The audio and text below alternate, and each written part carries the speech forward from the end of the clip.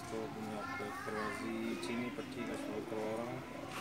उम्मीद करता हूँ कि ये आपको पसंद आएगी।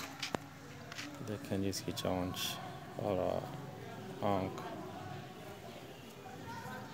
माइंड कर रहे हैं, जूम कर बिल्कुल।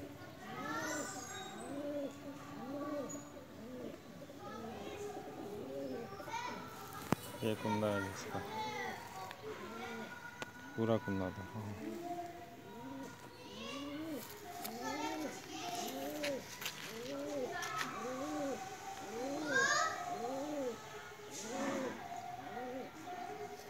ये दुम है, बिल्कुल छोटी दुम है इसकी। ये पंजा है इसका।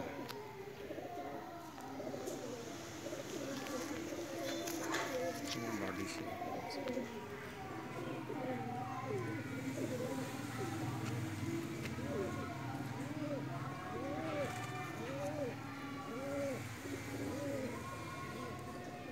ठीक है जी। ओके जी।